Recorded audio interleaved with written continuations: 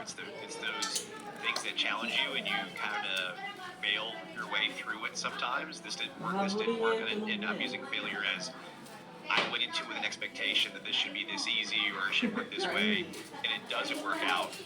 Or I have trained something, I feel confident, and all of a sudden a dog does what a dog does, and it doesn't work. It's not really baked in like you thought it was.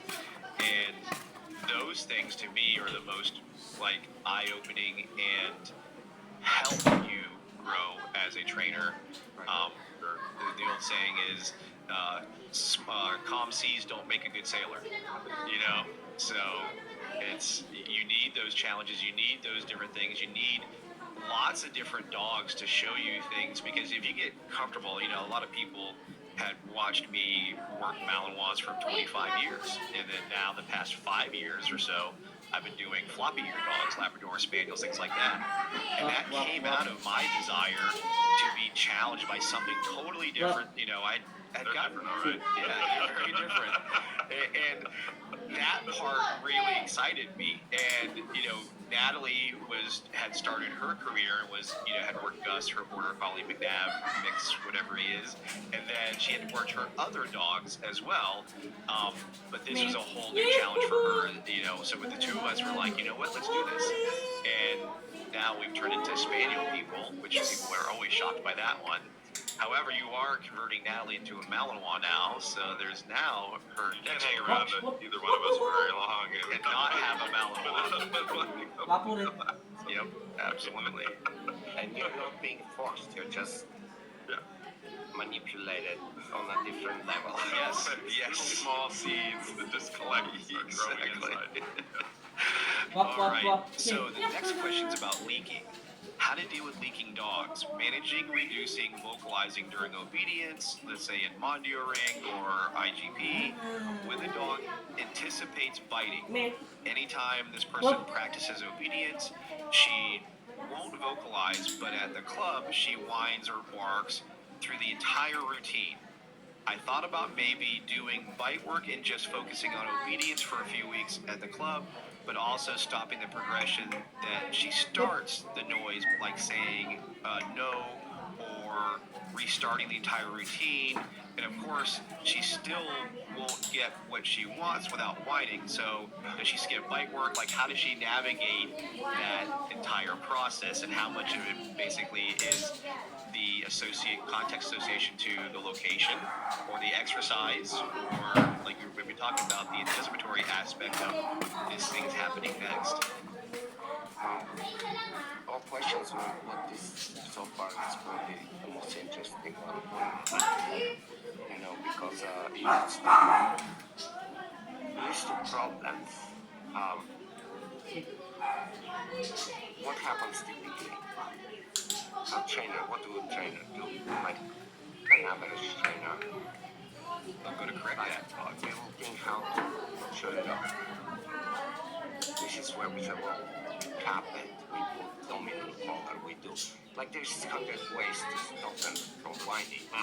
Very easy. But that's not the answer. The answer is, why is he whining?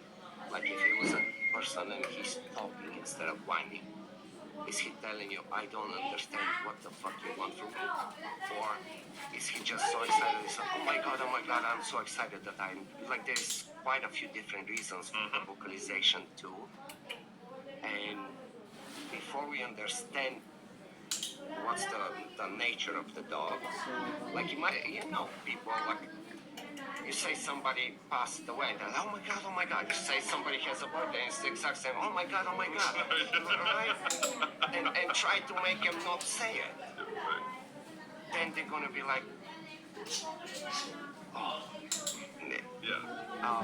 But a lot of times what I personally find is that's almost easier to recognize, because if you pay attention to your dog, you will see that dog is the same in the house and in everyday life. They're just talkative, right? Even when you pet them, you scratch their butt. But the other ones are the ones that I think it's the dogs that suffer, because they just lack clarity and they're trying to tell you, I'm really trying, But you're not. and it's never going well. and I know where it's going again. Ultimately, in the next minute or less, you will chop me up to some level.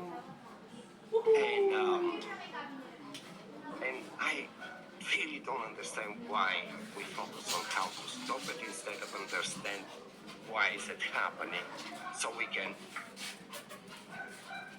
just try it. Or accept it even. So there's a point at which Or accept it, for there's sure. a point at which this manifests frequently in dogs that are doing high arousal activities. And to Lynn's point, you absolutely have to know where the vocalization's coming from, right? Is it frustration based? Is it anxiety based because of lack of clarity, a lack of predictability in training? Is it involuntarily connected to excitement? And I say involuntarily because I think there are certain types of vocalizations in dogs that I label as involuntary. Unconsciously. Unconscious. Maybe unconscious is not the right word. Involuntary. They're not aware of it, right? Involuntary is probably not the right word. Unconscious. The dogs get excited, aroused, stimulated to a certain level, and these noises just come out of them. They're not like going like, oh, I'm excited, I'm gonna make noise, I'm gonna tell people I'm excited. No, this is just the way this dog is wired, right? And with observation and training and day-to-day life, etc., and messing around with controlling arousal levels and things like that, you should be able to see what type you're dealing with. And so, absolutely, clarity solves it for a lot of dogs. Hey, if you're quiet and you get to hear, good things happen for you, like good teaching and that kind of thing. If the dog is vocalizing out of frustration and it's something they're conscious of, and you can tell them, hey, stop that, and they're quiet, and you reinforce them when they're quiet, it should go away quickly. But if you're there choking them out every 5 seconds and they're going back and whining again, then that's not it. Obviously, an understanding isn't a part of it. And now we're starting to begin to talk about this unconscious vocalization that comes with excitement. So you either control the excitement level, you say, okay, you're going to reduce arousal. But for a lot of the tasks that we're doing, bite work and stuff like that, you can't reduce arousal level. The dog needs to be aroused to do the job, right? My duck diving dog can't jump a long way if it's not aroused. My bite work dog is not going to fly out on the field and thrill that guy at full speed unless it's aroused. So it's tolerating some of it at a certain point. So for me, absolutely, if I get to a dog and I've looked at all those things and I think, okay, this is out of this dog's control. In a sense, this dog is motivated by the work. They're very clear about their job, and they're going to squeak and whine and chirp sometimes in the work. Then I'm going to just accept it. And I think a lot of damage is done to dogs continually trying to stop some little thing like that. And a dog that otherwise shows exceptional understanding of their work and does beautiful work, and we're saying like, oh no, I'm going to lose a couple of points for that, and dogs are put under all kinds of abusive conditions in an attempt to stop that. It's not fair, right? And so the diagnostic part is the most important, right? Yeah. I mean, really, anytime that's like a, and that's, when you see Kemper and a dog, and you see the dog constantly vocalizing, being whining, being barking,